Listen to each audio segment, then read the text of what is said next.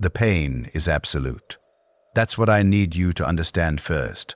Not the kind of pain that comes in waves, not the sharp spike of a broken bone or the dull throb of infection. This is a pain that exists in every cell, every nerve ending, every moment of consciousness.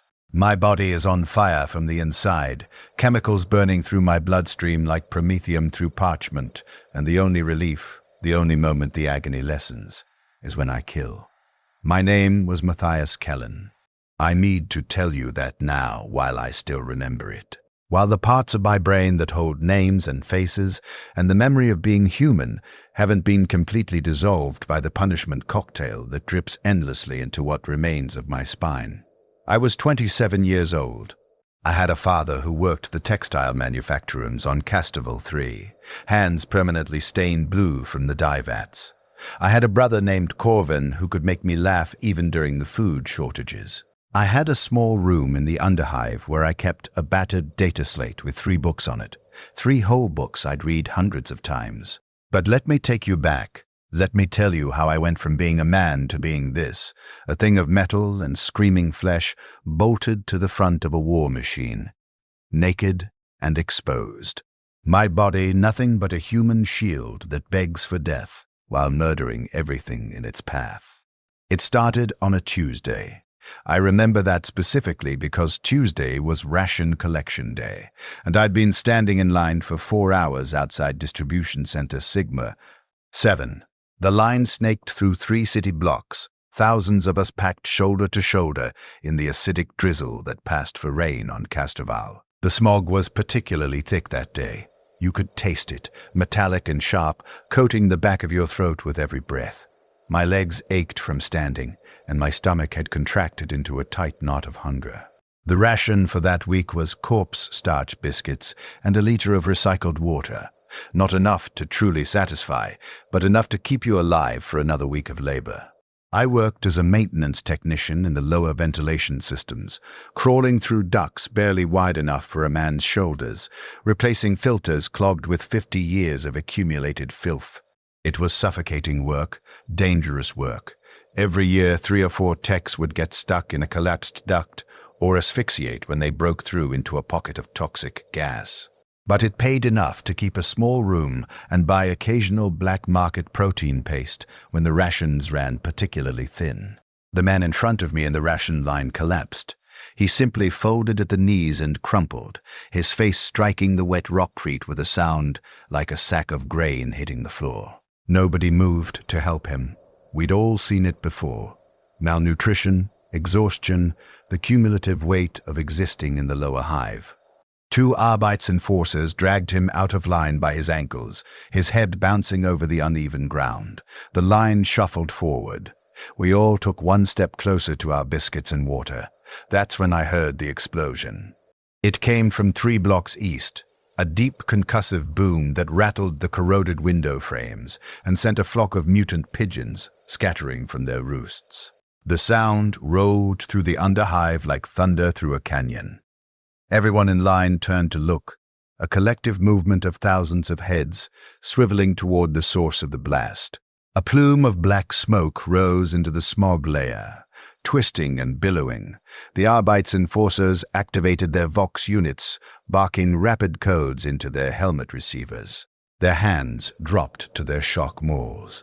Within seconds, more enforcers arrived on heavy bikes, the engines screaming through the narrow streets. They began shouting at the crowd to disperse, to return to our habitation units immediately. Someone near the front of the line objected. They'd been waiting for 6 hours. They needed their rations. An enforcer struck them across the face with his maul, and they went down in a spray of blood and broken teeth. The rest of us scattered. I ran with the crowd, pushed along by the surge of bodies fleeing the Arbeits. We poured through the narrow alleys between the towering hab blocks, our footsteps echoing off the metal walls. I could hear more explosions now, smaller ones, the sharp crack of gunfire. The smell of burning promethium began to mix with the ever-present stench of waste and industrial runoff. I didn't know what was happening. Nobody did. Rumors spread through the panicked crowd like plague through vermin. Rebellion, heretics, off-world invaders, a gang war spilling out of the deep underhive. I just wanted to reach my hab unit, lock the door, and wait for whatever was happening to pass. I never made it home. The Arbeits sweep came through like a tidal wave. They'd sealed off entire sections of the underhive, cordoning off 20 square blocks around the explosion sites. Everyone caught within the cordon was detained. They called it protective custody. They called it necessary security measures. They herded us into the central transit station.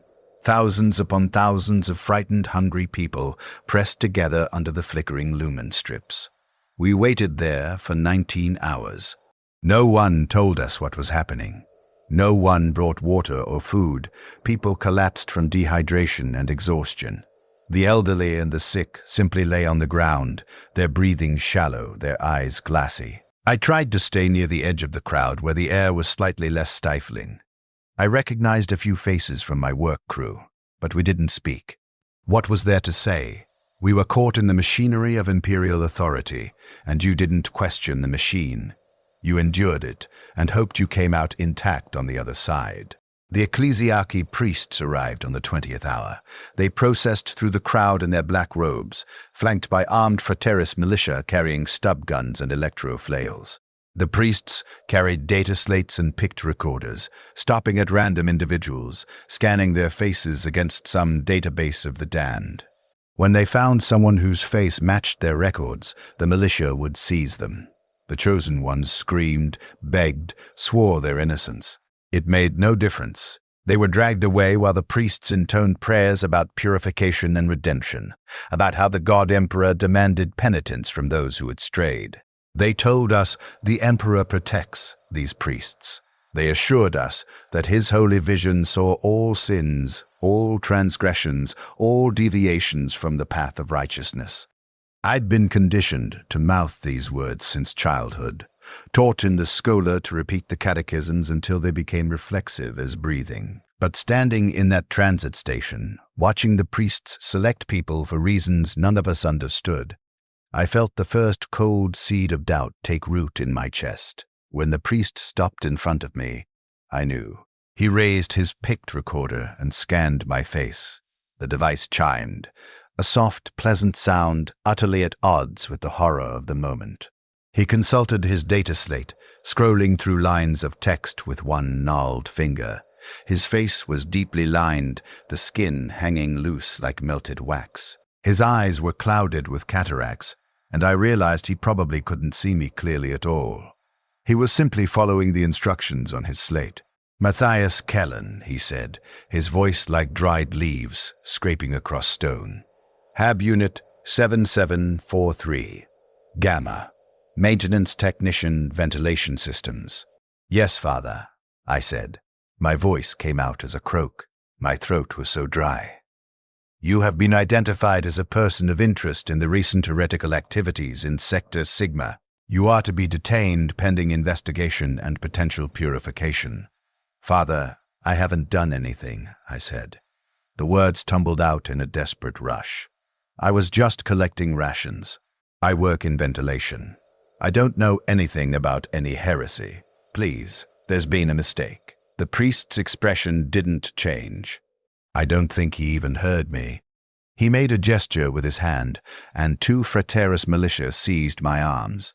Their grips were iron-tight, gauntleted fingers digging into my biceps hard enough to bruise. I tried to pull away reflexively, and one of them struck me in the kidney with the butt of his gun. The pain was immediate and nauseating, dropping me to my knees. They dragged me through the crowd. I caught glimpses of other faces as we passed, some sympathetic, most carefully blank. Nobody helped. Nobody objected. To intervene would be to paint yourself as sympathetic to heresy, and that was a death sentence in itself. They threw me into the back of a transport with 17 other prisoners. We were shackled to the wall by our wrists, the chains too short to allow us to sit properly. The transport's interior was bare metal, no seats, no light except for a single failing lumen strip that buzzed and flickered. The smell was overwhelming, fierce sweat, urine, the copper tang of blood. One of the other prisoners had a broken nose that dripped steadily onto his chest. Another was weeping silently, his thin shoulders shaking. The transport drove for hours through the underhive, the engine grinding and coughing. We swayed with every turn, our shackled arms taking our full weight. My shoulders began to scream within the first hour. By the third hour, I'd lost feeling in my hands entirely. Nobody told us where we were going. The transport finally stopped, and the rear doors screeched open. Harsh white light flooded in, so bright after hours of dimness that I had to squeeze my eyes shut against the glare. The Fraterus militia unshackled us one by one and shoved us out onto a loading platform. We were in some kind of fortress cathedral, all soaring buttresses and vaulted ceilings decorated with frescoes of the emperor's glory, or at least that's what the propaganda claimed they depicted. To me, they just looked like crude paintings of a corpse on a throne, surrounded by weeping figures. The architecture was designed to make you feel small, insignificant, utterly powerless before the might of the ecclesiarchy. It worked. They lined us up in rows of 10 and made us strip. Everything boots, coveralls, undergarments. When one prisoner hesitated, they beat him with shock mauls until he complied. We stood naked on the cold stone floor, while priests walked between the rows, inspecting us like livestock. Some prisoners were pulled from the line and taken away. I never saw them again. The rest of us were herded forward into a chamber that reeked of industrial cleaner and something else, something organic and rotten beneath the chemicals. They hosed us down with water so cold it felt like being flayed. The pressure was intense enough to knock some prisoners off their feet. I gritted my teeth and endured it, my skin turning red and then numb.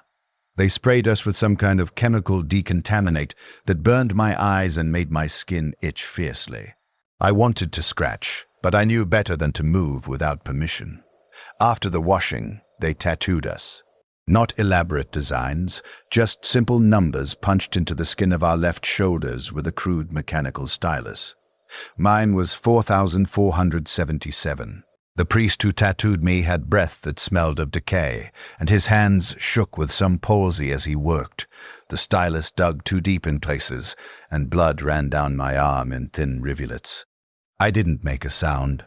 I'd learned already that showing pain only invited more of it. They gave us gray penitent robes, rough fabric that chafed against still raw skin, and led us into the holding cells. The cells were packed. 50 men to a room designed for 20. There were no bunks, no blankets, no waste facilities except for a bucket in the corner that was already overflowing. The only ventilation came from a grate in the ceiling that whistled with cold air. We were fed once a day, a thin gruel that tasted of nothing, served in wooden bowls we had to share. 3 men to a bowl. I spent 11 days in that cell. Nobody told us what we were accused of. Nobody conducted an investigation or an interrogation. We simply existed in that stone room, time marked only by the daily gruel delivery and the changing of the guard outside our door. Some prisoners prayed. They spent hours on their knees, reciting litanies and begging the emperor for mercy, for protection, for intervention. The prayers were never answered. The emperor, if he existed at all beyond the propaganda we'd been force-fed since birth, didn't hear them, or didn't care. I didn't pray. I'd been taught the words, drilled in the catechisms until I could recite them in my sleep. But in that cell, watching men break themselves against unanswered prayers, I began to understand that the words were empty. They were tools of control, rituals designed to keep us compliant, to make us believe our suffering had meaning. The emperor protects, that's what they told us our entire lives. But he didn't protect the man who died in the ration line. He didn't protect us from being rounded up without cause. He didn't protect anyone in that cell who wasted their breath on prayers that echoed into nothing. On the 12th day, they came for me. 6 priests and 4 Fraterus militia entered the cell and called my number. I stood, my legs shaking from a combination of malnutrition and fear. The other prisoners drew back from me as if I carried plague. In the hierarchy of imperial injustice, being selected meant you were either being released or being condemned to something worse than detention. Nobody thought I was being released. They shackled my wrists and ankles with chains that allowed only small, shuffling steps. The priests formed a procession around me, chanting in a language I didn't understand, probably High Gothic, the liturgical tongue of the ecclesiarchy. The words were harsh and guttural, rising and falling in a rhythm that felt designed to inspire dread. They led me deep into the fortress cathedral, down spiral staircases that descended far below ground level. The air grew colder with each level, and damp. Water condensed on the stone walls and dripped from the ceiling. The lumen strips became fewer and farther between until we were walking through long stretches of near darkness, punctuated by pools of weak yellow light. We finally stopped before a massive iron door decorated with skulls and purity seals. One of the priests produced a key the size of my forearm and unlocked it. The door swung open with a groan of protesting metal, revealing a chamber beyond. They pushed me inside. The chamber was circular, perhaps 20 meters across, with a vaulted ceiling that disappeared into shadow. The walls were lined with alcoves, each containing a statue of the emperor in various poses of judgment. Candles burned everywhere, hundreds of them, their flames dancing in unfelt breezes. In the center of the chamber stood a throne of dark wood, and seated upon it was a man I would come to know as Confessor Varos. He was ancient. His skin had the texture of old leather left too long in the sun, stretched tight over prominent bones. His eyes were a watery blue, sunk deep in their sockets. He wore the crimson robes of a confessor, decorated with golden aquillas and purity seals that hung from his shoulders like the wings of carrion birds. In his right hand he held a Crozius arcanum, a powered mace that crackled with barely contained energy. "Matthias Kellen," he said. His voice was surprisingly strong, filling the chamber without effort. "Number 4477. You have been accused of heresy." "Confessor, I'm innocent," I said. The chains clinked as I tried to raise my hands in supplication. "I don't know what I'm accused of, but I've done nothing wrong. I'm loyal to the Imperium. I work hard. I follow the laws. Please, there's been a mistake." Confessor Varos smiled. It was not a kind expression.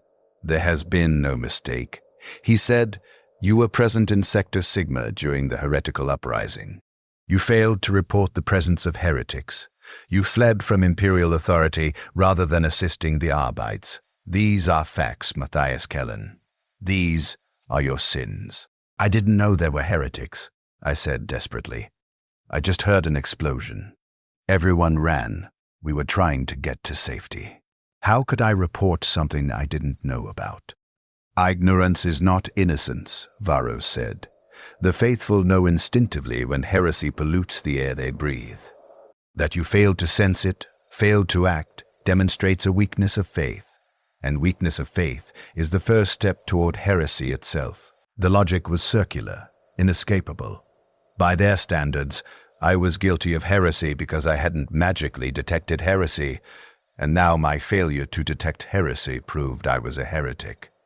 There was no defense, no appeal. The machine of imperial justice had selected me, and it would grind forward regardless of truth or innocence. "You have two paths before you," Varos continued. He stood from his throne, his joints creaking audibly. He was taller than I'd expected, towering over me by at least a head. "The first path is the pyre. Your sins are burned away along with your flesh, and your soul is released to the Emperor's judgment. The second path is penitence. You may atone for your weakness through service, through suffering, through the shedding of the Emperor's enemy's blood. Choose." I want to tell you that I chose bravely, that I accepted death with dignity rather than whatever horror the path of penitence entailed. But I was 27 years old, and I was terrified, and I wanted to live. Even there, in chains, in the presence of a man who had already decided I was guilty, I wanted to live. "Penitence," I whispered. "I choose penitence, Confessor." Varos nodded, as if this had been the expected answer all along. "Then you shall serve the Emperor in death. As you failed to serve him in life, you shall become a weapon of his wrath. Your suffering shall purify you. Your screams shall be prayers. Your pain shall be your redemption." He gestured, and the priests seized me. I tried to ask what he meant, what they were going to do to me, but they gagged me with a leather strap that tasted of sweat and fear. How many others had worn this gag before me? They dragged me from the chamber, Varus's voice following me like a curse. "The Emperor protects, penitent. Remember that in the days to come, he protects through your suffering. He protects through your eternal service." But it was a lie. I know that now. The Emperor, that corpse on his golden throne, worshipped by billions who've never known anything but suffering. He doesn't protect. The protection they promised was just another tool of control, another chain to bind us to a system that grinds humanity into components and calls it holy. I didn't know that yet, though. Not fully. I would learn. They took me deeper still, into levels of the fortress cathedral that felt less like a place of worship and more like a manufactorum. The stone walls gave way to bare metal. The candles were replaced by harsh industrial lumen strips that hummed with electrical current. The air smelled of machine oil and ozone and something else, something biological and wrong. We entered a chamber that looked like a fusion of a surgical theater and a forging facility. The ceiling was lost in shadow, crisscrossed with chains and pulleys and heavy lifting equipment. The walls were lined with workbenches covered in tools, surgical implements, welding torches, cable bundles, syringes the size of my forearm filled with liquids of various colors. In the center of the chamber stood several massive frames, each designed to hold a human body upright with arms and legs spread. 2 of the frames were occupied. I wish I could forget what I saw. I wish the chemicals they would later pump into me had burned away this memory along with so many others. But this image remains, crystal clear, a permanent scar on whatever remains of my consciousness. The things in the frames had once been human. They were naked, their bodies opened and rebuilt. Metal plates had been bolted directly to their chests and spines. Cables ran into their backs like parasitic worms burrowing into flesh. Their arms had been amputated at the shoulders and replaced with massive mechanical limbs. One bore a rotating saw blade, the other a flamer nozzle. Their legs ended at the knees, the stumps encased in socket joints designed to plug into something larger. Their heads were enclosed in metal cages, with only their faces visible, and their faces were twisted in expressions of such agony that I felt my stomach heave. One of them was conscious. His eyes tracked our movement across the chamber. His mouth worked soundlessly behind the gag they'd installed, a metal bit that forced his jaws open and prevented speech. Tears ran down his face in continuous streams. "The Penitent-Engines await their pilots," said a new voice. I turned to see a tech priest entering the chamber, his robes the red of the Martian Mechanicus rather than the black of the ecclesiarchy. His face was more machine than flesh, one eye replaced with a glowing optical sensor, his jaw reconstructed with articulated metal. He moved with the jerky precision of badly maintained servos. "This one is designated for Unit Theta 7. The machine spirit grows impatient." The Mechanicus spoke of machine spirits as if they were real entities, as if the walkers and weapons possessed actual consciousness. I'd been trained in basic maintenance, and I knew the truth beneath their superstitions. These were mechanical systems, nothing more. The machine spirit was simply malfunctioning equipment that hadn't been properly maintained, ritualized away as divine temperament. But the tech priest spoke with absolute certainty, his devotion to these false spirits as complete as the confessor's devotion to his corpse emperor. They strapped me to one of the empty frames. The restraints were designed for this purpose. They tightened automatically, adjusting to my body's dimensions, holding me so firmly I couldn't move even a centimeter. My arms were pulled out to my sides, my legs spread, my head locked in place by a metal collar that pressed against my jaw and the base of my skull. Confessor Varus entered the chamber, his Crozius humming with power. He began to chant, and the priests joined him in a litany that praised the Emperor's mercy, his wisdom, his protection. They prayed over me as if I were already dead, already transformed into something that needed blessing rather than saving. The tech priest approached with a data slate and a heavy cable that ended in a brutal-looking plug. He consulted his slate, his mechanical eye whirring as it focused. "Preliminary modifications will require 17 hours, he said.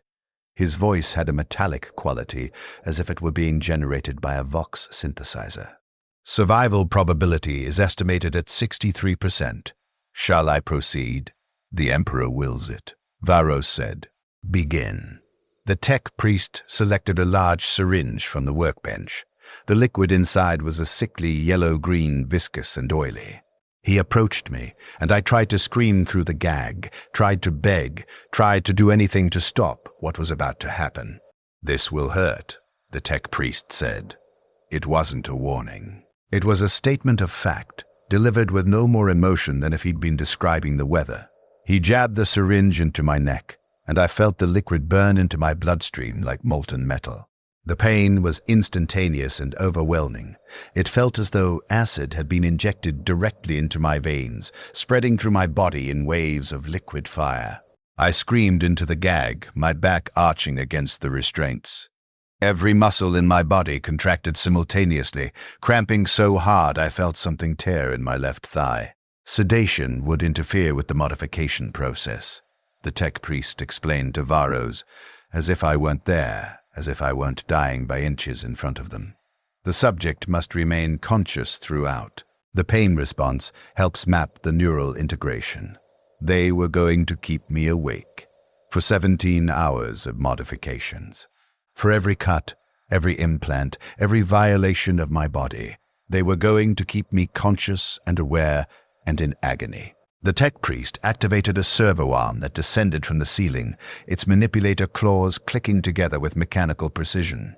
It carried a surgical laser, and the beam ignited with a sound like tearing silk. He began to cut. The laser opened my chest from collarbone to sternum. I could smell my own flesh burning, could see smoke rising from the incision. The pain was beyond description, a white-hot line being drawn down my body, parting skin and muscle and exposing the bone beneath. Blood ran down my sides, warm and slick, pooling beneath me on the frame. The tech priest worked with methodical efficiency. He peeled back the flesh, using retractors to hold the wound open. I could see my own ribs, white bone slick with blood. He produced a small drill and began making holes in my sternum, each puncture sending fresh spikes of agony through my chest. "The anchoring points must penetrate to the bone for proper load distribution," he said, still maintaining that clinical tone. "The Penitent-Engine pilot experiences significant G-forces during combat maneuvers. Insufficient anchoring results in the pilot tearing free from the mounting apparatus." He was describing my body as if it were a piece of equipment, a component to be installed in a machine. And that's all I was to them. Not a person, not Matthias Kellen with a father and a brother and 3 books on a data slate. Just a component, just a part that needed to be fitted. They bolted metal plates directly to my ribs. I need you to understand what that means. Not the quick clinical description, but the reality of it. The tech priest used a pneumatic drill that sounded like a swarm of metal insects, pressing the bit against bone that was never meant to be touched by anything but flesh. Each hole took 30 seconds to complete. I counted. I had nothing else to do but count and scream, and feel my mind beginning to fracture under the weight of sensation that no human consciousness was designed to process. The metal plates were thick, forged from some dull gray alloy that the tech priest referred to as sanctified ceramity. Each plate had attachment points welded to its surface, designed to mate with the internal mechanisms of the Penitent-Engine. He positioned the first plate against my chest, lining up the holes he drilled, and then drove bolts through bone and metal both. The sound was worse than the pain, somehow. The grinding crunch of metal penetrating bone, the squeal of the bolt threads cutting into calcium. My throat was raw from screaming. I'd been screaming for hours. The gag prevented any sound from escaping as words, only animalistic howls that meant nothing, communicated nothing, except the absolute fact of my suffering. Blood loss became an issue around hour 4. My vision began to gray at the edges, and the tech priest paused his work to consult his instruments. He inserted an IV line into my arm, roughly, without care for anything except getting the needle seated, and began pumping me full of synthetic blood. The liquid was cold, so cold I could feel it spreading through my veins like ice water, but it cleared my vision and brought me back from the edge of unconsciousness. They wouldn't let me die. Not yet. Not until I was useful. The tech priest moved to my arms. He injected something into each shoulder, a local anesthetic that deadened the nerves enough that I could no longer feel my hands. It was the only mercy I received, and it wasn't mercy at all. It was simply practical. He needed to amputate my arms at the shoulders, and if I went into shock from the pain, it would complicate the neural interface installation. He used a bone saw for the amputation. The whine of the blade cutting through my humerus vibrated through my entire skeleton. I watched. I couldn't look away. My head was locked in place, as my right arm separated from my body and fell to the floor with a wet thump. Then the left. The stumps were cauterized immediately with a plasma torch, the smell of my own burning flesh filling my nostrils. The tech priest worked quickly, installing socket joints into the stumps, drilling into the remaining bone, threading cables through the meat of my shoulders to interface with my nervous system. The neural connection will allow direct control of the Penitent-Engine's weapon systems, he explained, though I don't know if he was talking to me or to Varos, or simply vocalizing his work process. The pilot's thoughts become the machine's actions, crude but effective. The biological processor, he gestured at my head, handles targeting calculations that would require extensive cogitator systems otherwise. I was a biological processor, not a person, not Matthias. A processor made of meat, cheaper and more disposable than the machine systems I would have been replacing. The cables in my shoulders began to burn, not the surface burning of cauterization, but something deeper, a wrongness that seemed to spread from where metal touched nerve. The tech priest adjusted something with a handheld device, and the burning intensified until I was certain my shoulders were going to explode from internal pressure. Neural integration is 43%, he said, within acceptable parameters, proceeding to spinal modifications. They turned the frame, rotating it forward until I hung face down, suspended by the restraints. The tech priest cut down my spine, a long vertical incision from the base of my skull to my tailbone. I felt him prying apart the muscles, felt his metal fingers probing the knobs of my vertebrae. Spinal tap for chemical delivery system, he announced. He drove something thick and hollow into my spine at the lumbar region. The invasion was obscene, feeling something foreign pierce the core of me, sliding between vertebrae to nestle against my spinal cord. I felt liquid begin to drip into my spinal column, cold and viscous. My legs began to spasm, muscles contracting and releasing in rhythms I couldn't control. Test sequence initiated. Subject response is within normal ranges. My legs went completely numb. Then they began to burn with the same deep wrongness that infected my shoulders. Then the burning intensified into something beyond burning, beyond any metaphor I had for pain. It was as if someone had replaced my nerves with strips of molten metal, as if electricity and acid and fire had been injected directly into the pathways that carried sensation from my extremities to my brain. I lost consciousness. When I woke, seconds later, hours, they were removing my legs. Not amputating, removing. My legs from the knees down were gone, and in their place were socket joints identical to the ones in my arms. The tech priest was sealing the stumps, installing more cables, threading them up through what remained of my thighs to connect with the ports he'd installed along my spine. Consciousness restored. Continuing modifications. The frame rotated again, bringing me upright. My head lolled forward. I'd lost the strength to hold it up. The tech priest installed a collar around my neck, a metal ring lined with injection ports and monitoring equipment. Cables ran from the collar into my spine at the cervical vertebrae. Cranial modifications will be minimal, he said. The pilot must retain cognitive function for target acquisition and tactical assessment. However, pain management systems must be disabled to ensure proper motivation. He injected something directly into the base of my skull. The needle was long enough that I felt it scrape against the inside of my cranium. Whatever he injected began to spread through my brain, and I felt something fundamental change in how I processed sensation. The pain didn't lessen. If anything, it became sharper, more defined, but I lost the ability to retreat from it mentally, lost whatever psychological mechanisms allow humans to dissociate from overwhelming suffering. The pain became absolute and inescapable, a permanent condition of existence. Hour 11? Or was it 12? Time had lost meaning, marked only by new violations of my body. They installed the punishment cocktail reservoir, a metal cylinder the size of my fist, surgically implanted into my abdominal cavity. Tubes ran from it to the spinal tap, to the collar on my neck, to injection ports throughout my body. The tech priest filled it with a mixture of chemicals whose names meant nothing to me: combat stimulants, pain amplifiers, rage inducers, compounds designed to keep me conscious and hypersensitive no matter what damage my body sustained. The punishment cocktail serves dual purposes, Barrows said.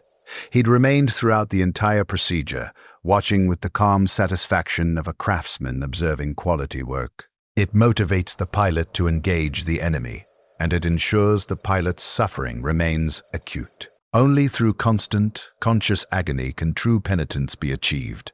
Only through pain that never dulls, never fades, can the soul be properly purified. He spoke of my torture as if it were a gift, as if my screaming and bleeding and mutilation were acts of divine grace. The Emperor protects, he told me. This was protection in the eyes of the ecclesiarchy, to be stripped of humanity and rebuilt as a weapon, to be locked in permanent agony and called blessed, to have your suffering reframed as righteousness. Hour 15. My body was no longer recognizable as human. Metal plates covered my chest, back, and skull. Cables ran into my spine at 17 different points. My arms and legs ended in socket joints. Monitoring equipment covered every inch of remaining flesh. Sensor pads glued to my skin to track vital signs. The punishment cocktail reservoir sat heavy in my gut, a foreign mass pressing against organs that had been shifted to accommodate it. The tech priest consulted his data slate one final time, running through a checklist with mechanical precision. Structural modifications, complete. Neural integration, 87%. Chemical delivery systems, operational. The subject is ready for Penitent-Engine installation. Estimated remaining lifespan, 4 to 6 months of active combat duty, potentially longer with proper maintenance between engagements. 4 to 6 months.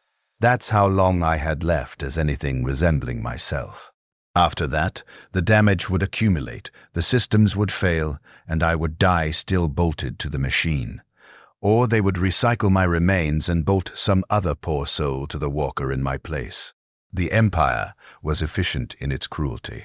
They released me from the frame, but only to transfer me to a transport gurney. I couldn't move on my own. Couldn't walk with no lower legs, couldn't balance with no arms. I was utterly helpless, utterly dependent on the people who had just finished destroying me. The restraints on the gurney were almost gentle in comparison to what I'd just endured. Simple straps across my chest and thighs. They wheeled me through corridors I didn't recognize, through sections of the fortress cathedral that felt older, more decrepit. Water dripped from cracked ceilings. Rust stained the walls in long orange streaks.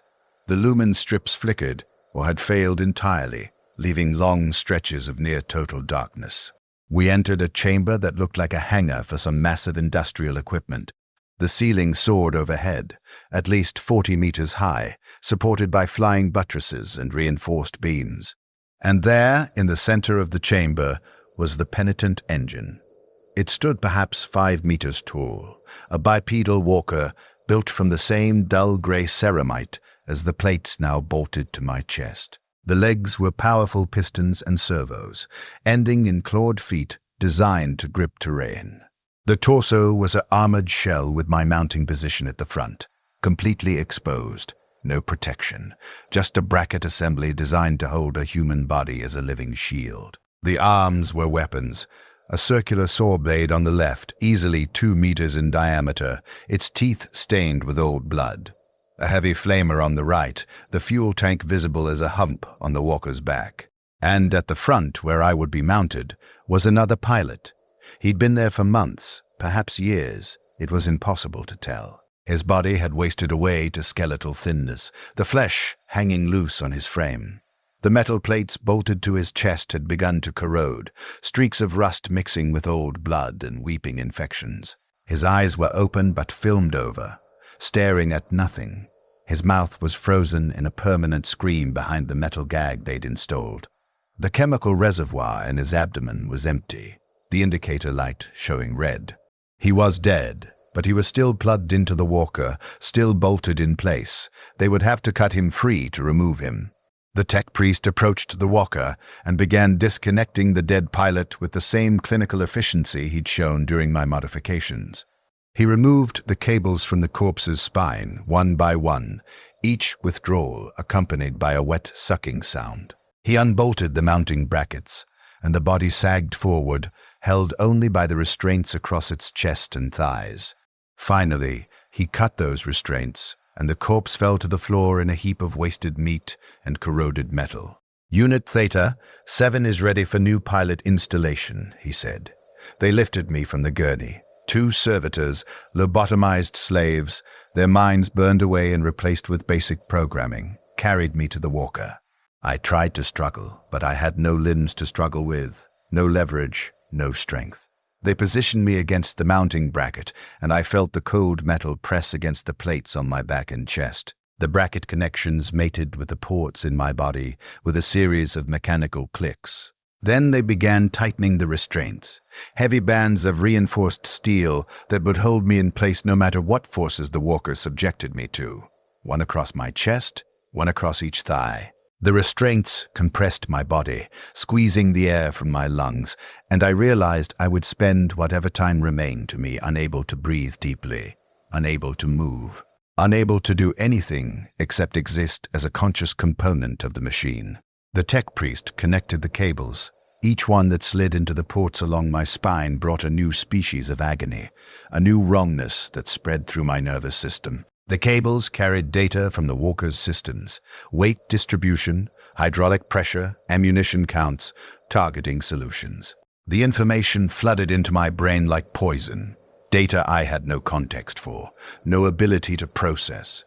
I felt the walker's weight as if it were my own body, felt the servos in its legs as if they were my muscles. "Neural handshake initializing," the tech priest said.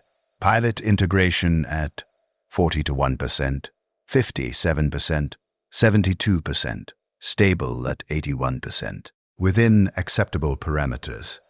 I could feel the walker, not just its weight and systems, but its presence, as if my body had suddenly grown to 5 meters tall and gained weapons for arms. The sensation was nauseating and wrong, a violation of every proprioceptive sense I'd developed across 27 years of being human.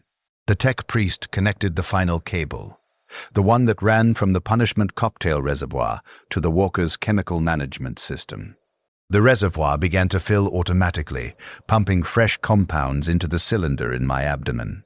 I watched the indicator light change from red to amber to green. And then the chemicals hit my bloodstream. The pain that had been my constant companion for 17 hours. The pain I thought couldn't possibly intensify, multiplied by orders of magnitude. It felt as though someone had replaced my blood with liquid fire, as though every nerve ending in my body were being simultaneously stimulated and destroyed. My skin felt like it was peeling away from my muscles. My bones felt like they were splintering inside me. My brain felt like it was being squeezed in a vice while someone drove nails through my temples. I screamed.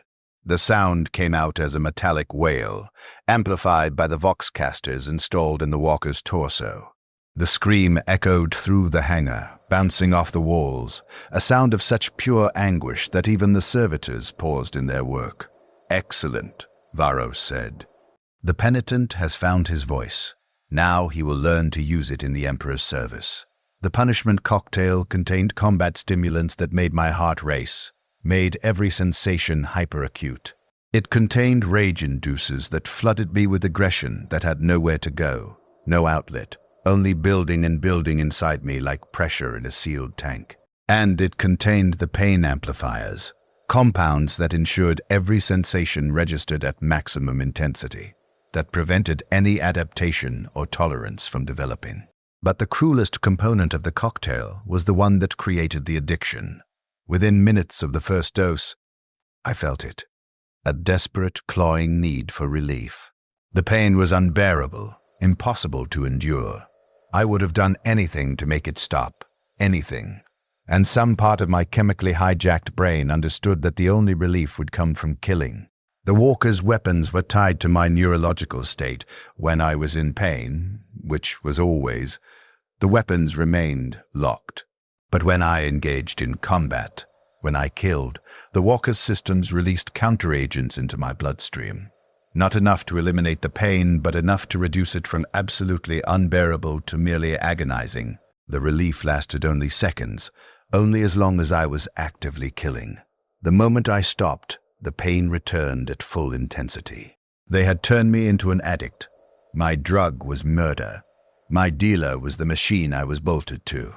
The penitent will now undergo operational training, the tech priest announced. Unit Theta 7. Activate autonomous ambulation sequence. The walker moved.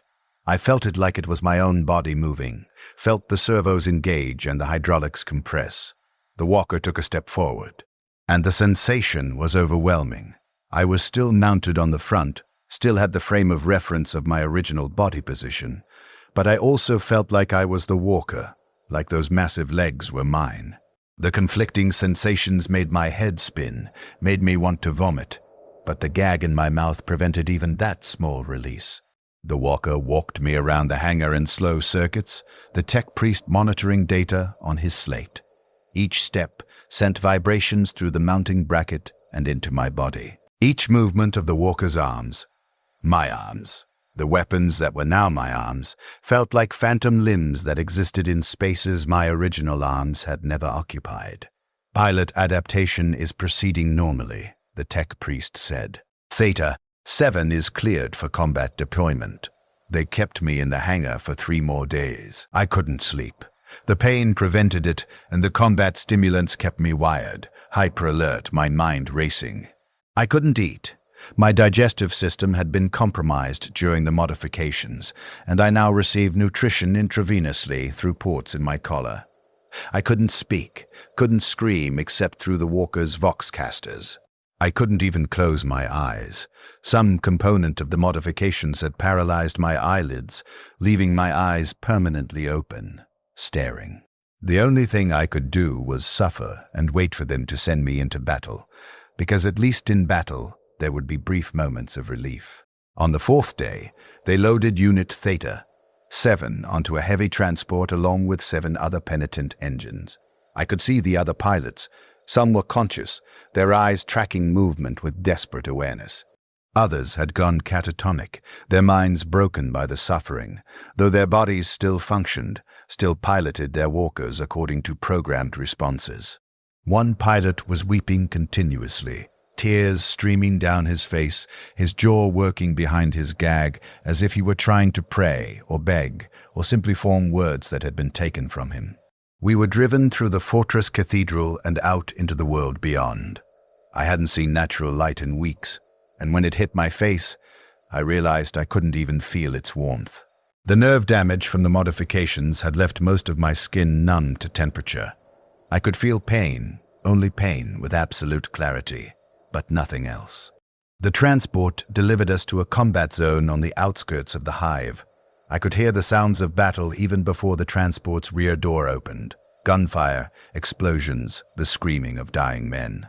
The door lowered, and acrid smoke rolled in, the smell of promethium and burning flesh, and spilled blood. A missionary in the red robes of the ecclesiarchy stood at the deployment ramp, his arms raised to the smoke-choked sky, his voice carrying over the sounds of war. "Go forth, penitents. The Emperor has blessed you with this chance at redemption. Let your suffering purify you. Let your pain be your prayer. Let your killing be your devotion. The Emperor protects, even there, even as they sent us into battle as walking shields of screaming meat. They spoke those words as if they meant anything, as if the Emperor had ever protected anyone except the power structures that ground humanity into components for their eternal war machine." The other Penitent-Engines stomped down the ramp, their pilots' screams mixing with the sounds of battle. My walker's systems activated, and I felt the compulsion to follow. Felt the neural override that made my thoughts the walker's movement commands. Theta 7 carried me into the war. The battlefield was chaos. We deployed into the ruins of what had once been a commercial sector. Buildings collapsed into rubble, streets cratered by artillery, bodies scattered among the debris. The enemy was a heretic cult. At least, that's what they told us, though I couldn't see any meaningful difference between the people we were killing and the people I'd lived among in the Underhive. They wore ragged clothing and carried improvised weapons, and they died when we killed them, just like anyone else would die. They opened fire on us immediately. Autoguns barked, sending rounds into the Penitent-Engines. The bullets struck me. I was the front of the walker, the shield, completely exposed. I felt each impact, felt bullets punch through my flesh, felt bones break and organs rupture. The punishment cocktail kept me conscious through it all, kept me hyper-aware of every wound, every violation of my body. But the walker kept moving. My injuries didn't matter. I was just the biological processor, just the component that aimed the weapons. As long as my brain functioned, the walker functioned. The rage inducer in the cocktail flooded me with aggression, with a desperate, chemical need to hurt, to destroy. The pain was unbearable, and some hijacked part of my brain screamed that killing would bring relief. The walker's weapons responded to my neurological state, and I felt the saw blade activate, felt its teeth begin to spin with a high-pitched whine. I charged into the heretics. The saw blade cut through the first man like he was made of parchment. I felt it through the neural connection, felt the resistance of his body, felt the blade catch briefly on his spine before chewing through it, felt his blood spray across my face. And in that moment of killing, the walker's systems released the counteragent, and the pain lessened. Not much, not enough. But after hours of absolute agony, even a slight reduction felt like the most profound relief I'd ever experienced. The relief lasted perhaps 3 seconds. Then the pain came roaring back at full intensity. I needed more. The addiction had me completely.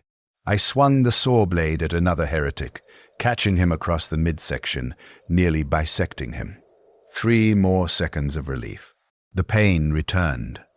I activated the heavy flamer, spraying promethium across a cluster of enemies, taking cover behind rubble. They burst into flame, screaming, their flesh bubbling and melting. 5 seconds of relief while they died. The pain returned. I killed and killed and killed, chasing those brief moments when the suffering lessened, when the chemicals allowed me to feel something other than agony. The battlefield became a blur of blood and fire and screaming. The other Penitent-Engines fought alongside me, their pilots' voices joining mine in a chorus of amplified anguish. We were a weapon system designed to terrify, to break enemy morale through the sheer horror of our existence. A rocket-propelled grenade struck my left side, punching through my ribs and detonating inside my chest cavity. I felt my lung collapse, felt blood begin to fill the remaining space. I couldn't breathe properly, could only gasp, but the life support systems in my collar compensated, feeding oxygen directly into my bloodstream. I couldn't die. Not yet. Not until I'd killed enough to justify the resources spent on my modification. The battle lasted 4 hours, or 6, or 10. Time became meaningless, measured only in the cycle of kill, relief, pain, kill. When the last heretic fell, A boy who couldn't have been older than 15, his improvised spear no match for a 5-meter war machine. The silence was almost worse than the combat. The relief ended, and there was nothing left to kill.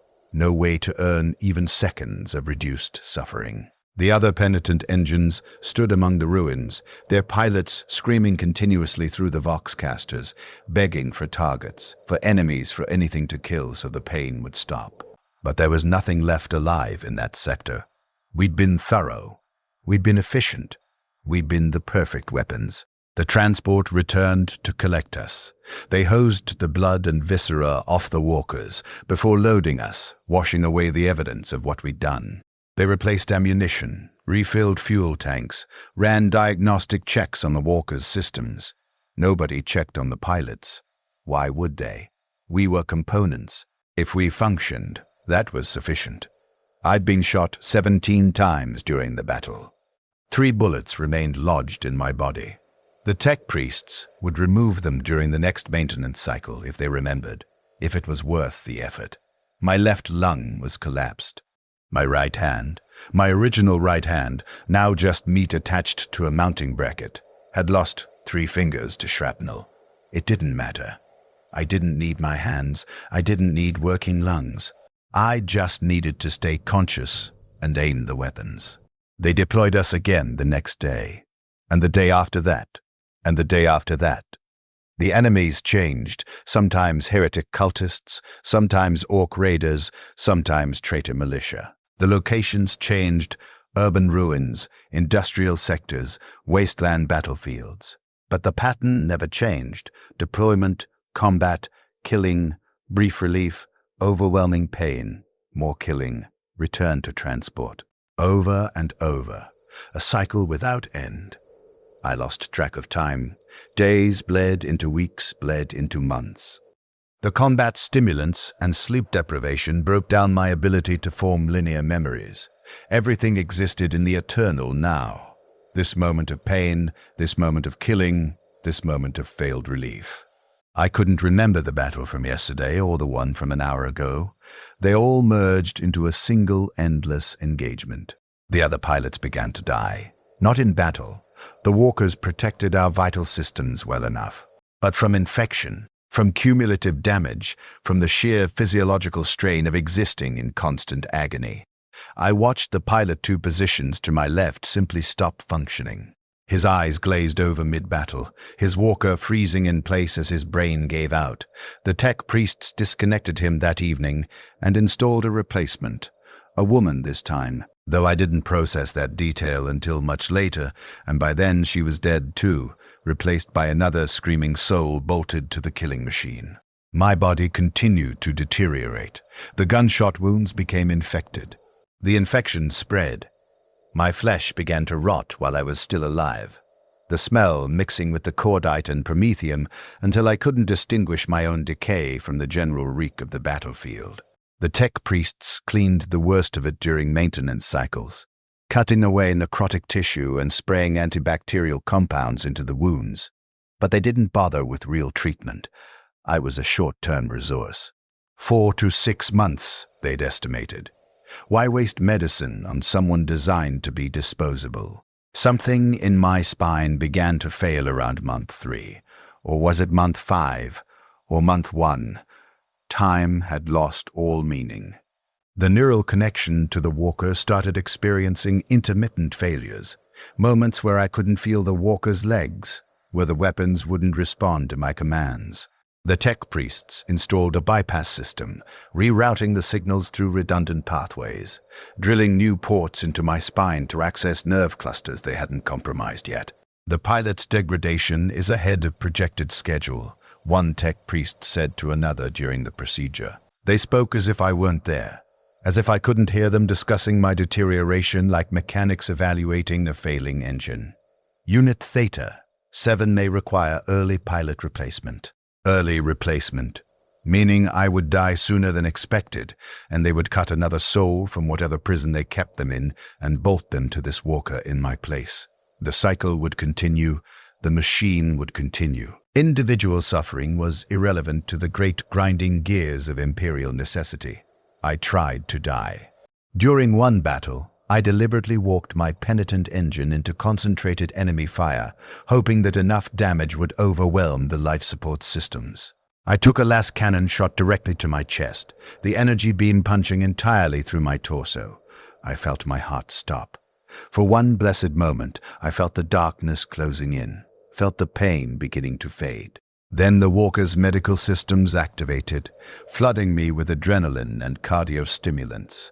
My heart restarted with a painful lurch. The life support systems compensated for the destroyed tissue. I remained conscious, remained aware, the pain returning at full intensity. I couldn't die, not on my own terms.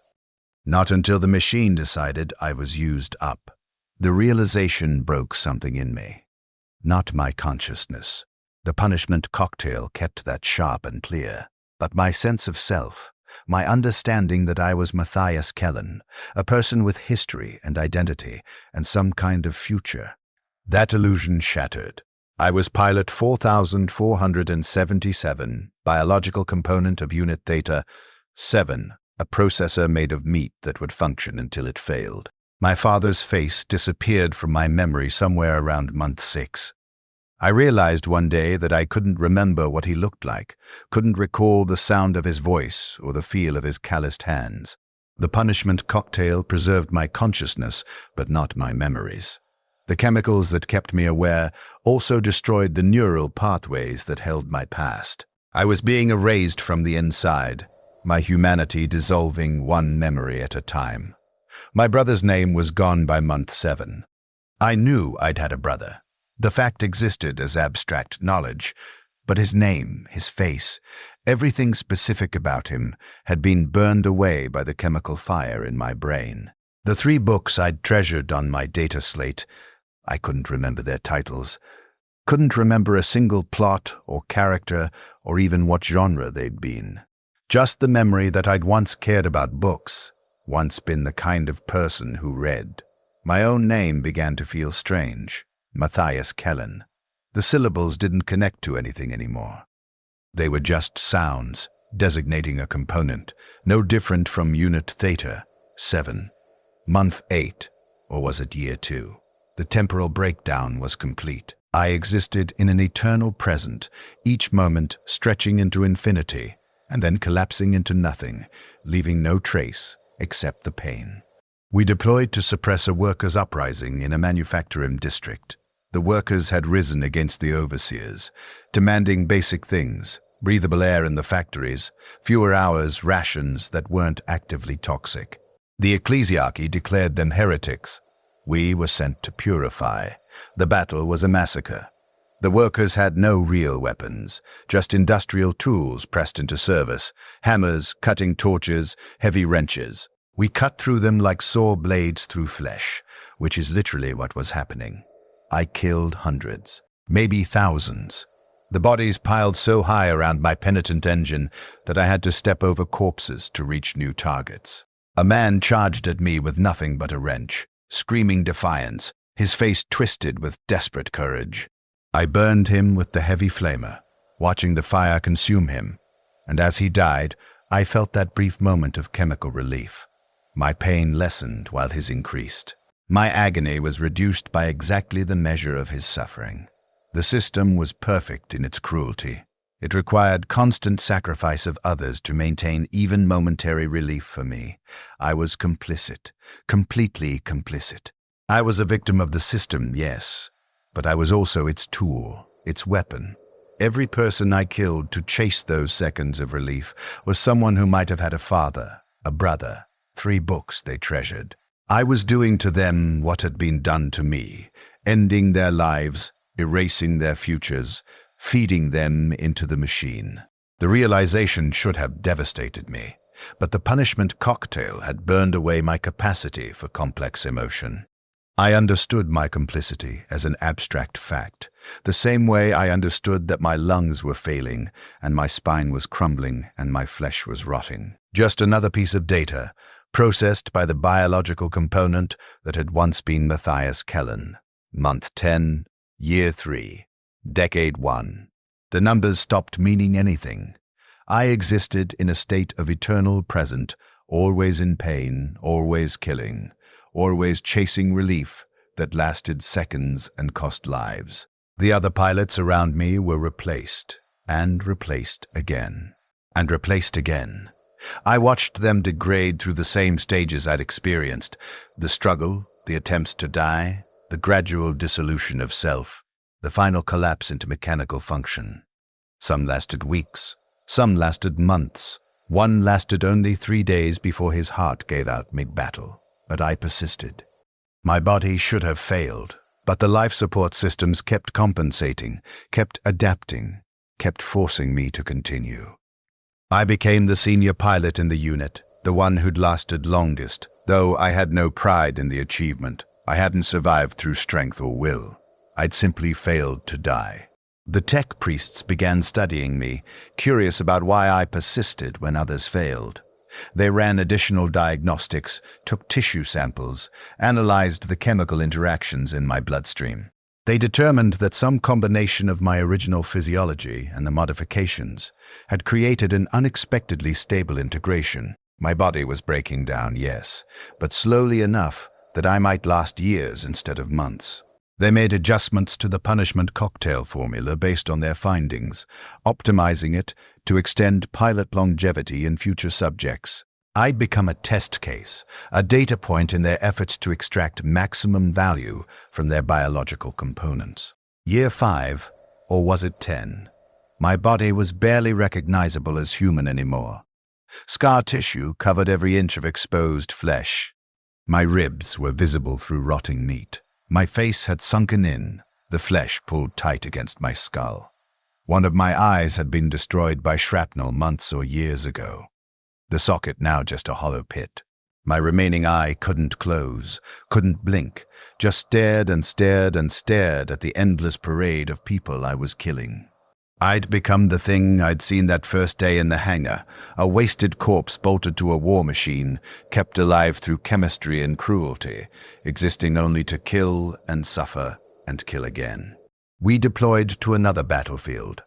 I no longer processed the details. The names of places meant nothing. The identities of enemies meant nothing. There were only targets, only objects to kill to purchase seconds of relief. But this time, something different happened. Among the enemy forces was a boy. He couldn't have been more than 12 years old, wearing an oversized flak jacket and carrying a lasgun that was too heavy for his thin arms. He was frozen in terror, watching the Penitent-Engines advance, watching me advance. His eyes locked onto my face, and I saw the exact moment when he processed what he was looking at. Not a machine, but a person. A suffering person trapped in a weapon, screaming endlessly through voxcasters. His face transformed, not into hatred or anger, but into horror and pity. He lowered his weapon. "I'm sorry," he said. His voice was thin, breaking with puberty and fear. "I'm sorry they did this to you." The other Penitent-Engines cut him down a moment later. His small body disappeared under saw blades and promethium. But his words remained, echoing in whatever remained of my consciousness. Someone had seen me, not as a weapon, not as a component, but as a victim. Someone had offered me pity instead of fear. It was the first human interaction I'd experienced since my installation. And it broke something that the punishment cocktail had kept intact: my ability to not feel, to process existence as pure data without emotional content. The boy's pity cracked that protective numbness, and for the first time in years, I felt grief. I grieved for myself. For Matthias Kellen, who'd stood in a ration line and wanted nothing more than corpstarch biscuits and a few more hours to read his books.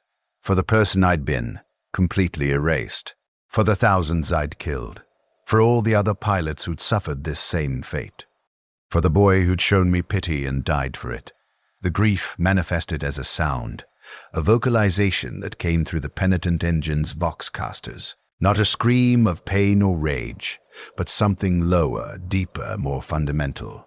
A sound of utter loss. The battle continued around me. I continued to kill. The grief changed nothing. The system ground on, indifferent to any emotion I might feel. But something had shifted. I was aware again, fully aware of exactly what had been done to me and what I was doing to others.